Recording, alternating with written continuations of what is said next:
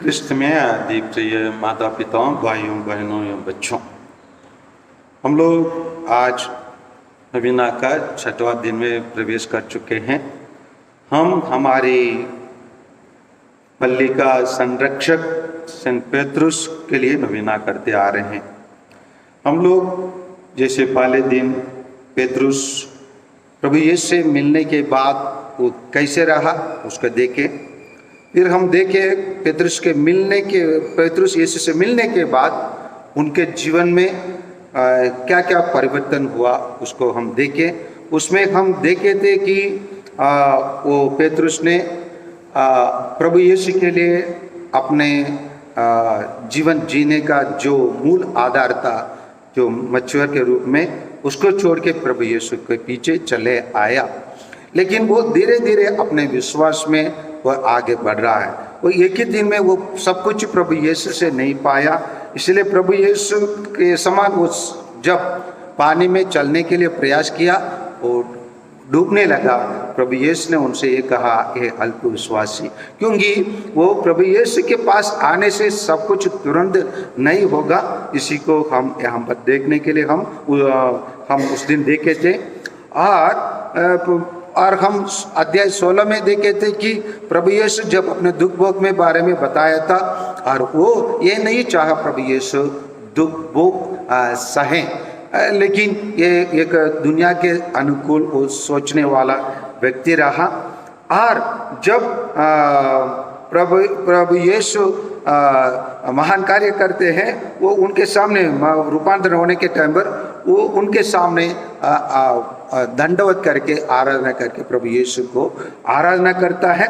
और जब पाप क्षमा के बारे में बताया जाता है, वो सोचता है 7 बार क्षमा करना बहुत बड़ी संज्ञा है।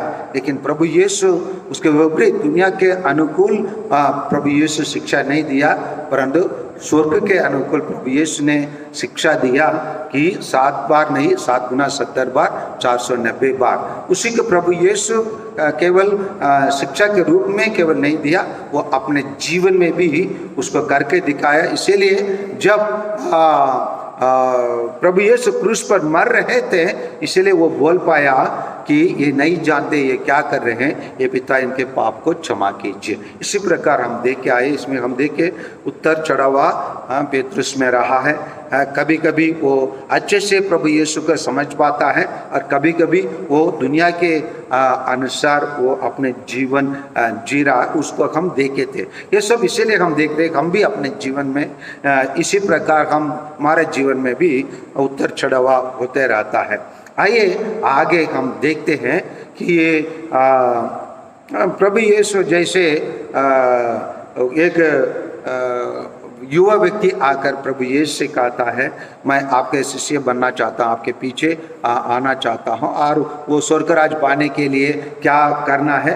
तो प्रभु यीशु उनको बता दिए। बताने के बाद वो आखिरी में प्रभु यीशु से पूछता है, मैं हार क्या करना चाहिए। हमारे जीवन में भी प्रभु यीशु आज पूछता होगा, प्रभु मैं इतना वर्ष मैं छोटा नागपुर में, झारखंड में, छत्तीसगढ़ में या उड़ीसा में रहकर, और मैं तमिलनाडु में और यहाँ छत्तीसगढ़ में रहकर मैं आपको जन्म से आपके पीछे होके आ रहा हूँ, मुझे मेरे भी क्या करना है। तो प्रभु यीशु ने उन्होंने जो बताया वो उसको करने के लिए तैयार नहीं था। लेकिन पेट्रुस ने प्रभु यीशु से तुरंत बोल उठा कि मत्ती के सुसमाचार अध्याय 19-27 में हम लोग सब कुछ आपके लिए छोड़ के आए। ज़्यादा तो उनके पास जोड़ने के लिए कुछ ज़्यादा नहीं रहा। एक नौ को छोड़े होंगे, एक जाल को छोड़े होंगे, और अपने बाल बच्चों के छोड़े होंगे। ज़्यादा तो उनका वो बहुत बड़ा अमीर या राज परिवार में जन्म लिया वाला व्यक्ति नहीं थे। लेकिन प्रभु यीशु बताते हैं, 19-30 को पढ़िए, 19-30 को सेंट मत्ती के सुसमाचार 29 को पढ़िए।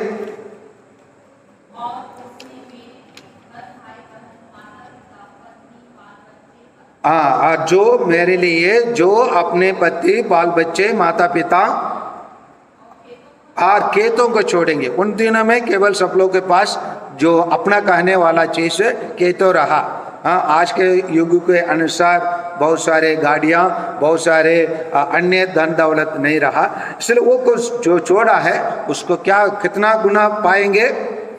100 गुना पाएंगे। अगर हम ईश्वर के लिए हम अपना समय देंगे, हम 100 गुना समय अपने आने वाला स्वर्ग राज्य में हम प्राप्त करेंगे।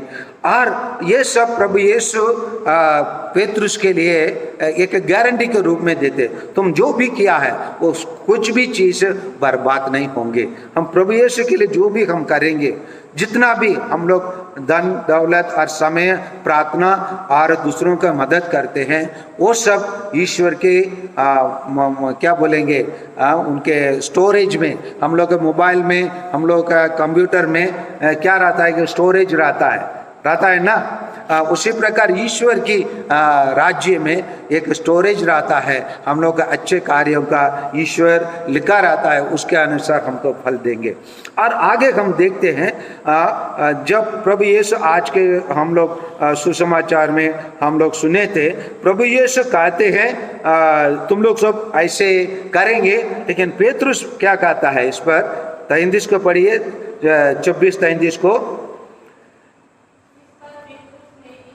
हाँ, इस पर पेतरुस ने ईसा से कहा, आपके कारण चाहे हाँ सभी विचलित हो जाएं।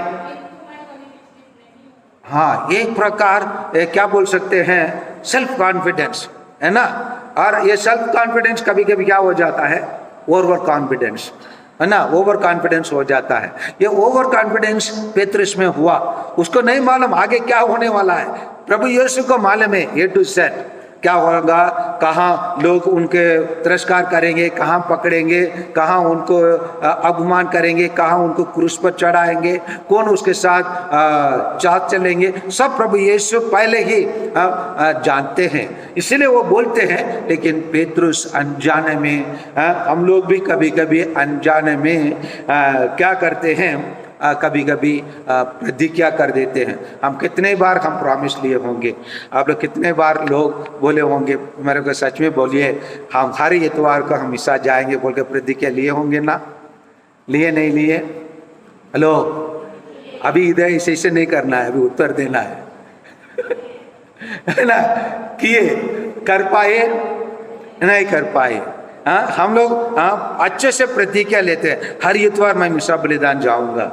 लेकिन उसी प्रकार पेतरुस क्या बोलता है, प्रभु अन्य लोग को छोड़ दीजिए, ये टिक्का को छोड़ दीजिए, ये यक्का को छोड़ दीजिए, ये क्रिकेटा को छोड़ दीजिए, मिंच को छोड़ दीजिए, मैं टोपो, मैं क्या करूंगा, मैं ऐसे उल्लू के समान नहीं रहूंगा बोल के हम भी क्या करते हैं, हम अपने जीवन में कभी कभी पेतरुस के समान बोलते हैं। लेकिन कर पाया नहीं कर पाया, इसलिए वो नहीं कर पाया। वो क्या कहता है, 26-72 में देखिए, 26-72 में वो कुछ कहता है। 26-72 में वो कहता है, हाँ मैं शपथ कह करके कहता हूं, क्या कहता है, हाँ मैं उस मनुष्य को नहीं जानता हूं। समझ में आ रहे ना? हाँ, यही है हम लोग, यही है हमारा ईसाई जीवन। हम लोग भी पेतरुस के समान हम अपने जीवन में बहुत बार प्रतिज्ञा करते और वादा करते हैं, फादर अगले इतवार को मैं आकर पहला पाठ पढ़ लूंगा, बोलते हैं।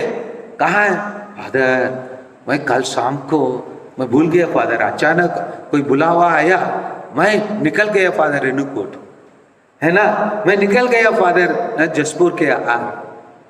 कितने बार हम लोग पेतरुस के समान अपने जीवन में हम लोग प्रतिज्ञा किए होंगे।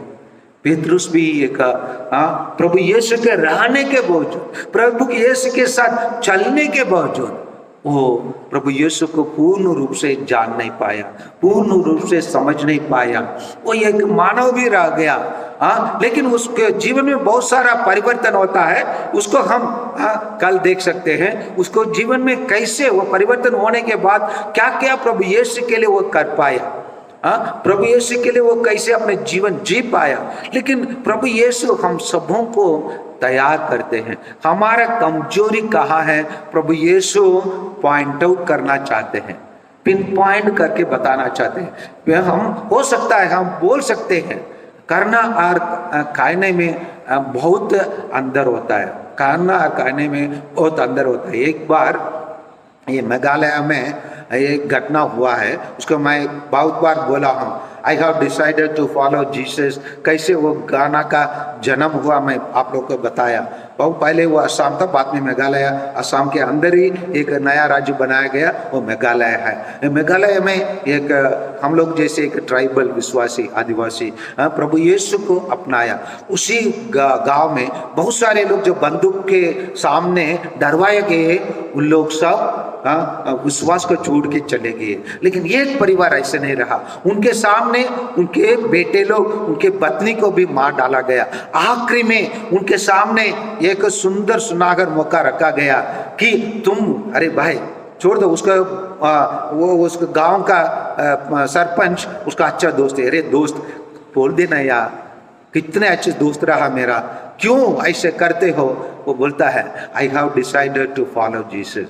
मैं प्रभु यीशु को पीछे जाने के लिए मैं निर्णय ले चुका हूँ। Though none can go with me, जो कोई भी मेरे साथ नहीं चले हैं मैं चलूंगा।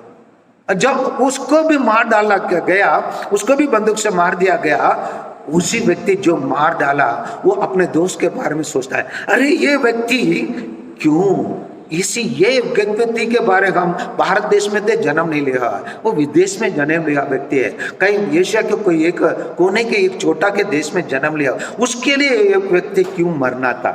सोचता है, गंभीर रूप से सोचता है, गंभीर रूप से सोचता है। मेरा दोस्त इतना अच्छे रहने के बावजूद भी जब मैं उसके साथ उसका जीवन को बचाने के लिए प्रयास किया, फिर भी वो बोला नहीं, I have decided to follow Jesus. मैं ईश्वर के पीछे चलने के लिए निर्णय लिया हूँ, मैं कभी नहीं मोड़ूंगा।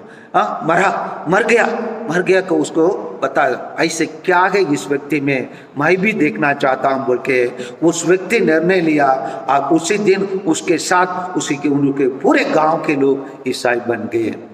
है ये प्रभु यीशु के साथ चलना आसान नहीं है, लेकिन निर्णय हम एक बार ले लेंगे सब कुछ संभव है, सब कुछ संभव है। इसको हम पेतरुस से सीख सकते हैं। पेतरुस कैसा मरा है उसको हम कल परसों हम देखेंगे, लेकिन पेतरुस अपने जीवन में हम लोग जैसे ही कमजोर व्यक्ति रहा, लेकिन वो कुछ प्रभु यीशु को वास्तविक रूप में पूर्ण रूप से जानने के बाद वो पीछे नहीं हट पाया।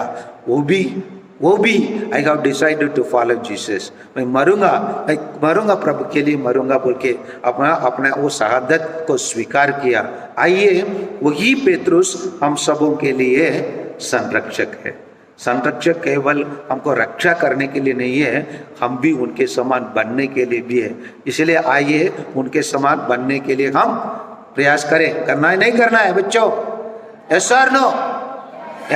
बनेंगे हम हमारे संरक्षक के समान, प्रयास करेंगे। ये आइए संत पेतरुस के समान हम बने, उनके अच्छे गुणों को अपनाने के लिए प्रयास करें। आमीन।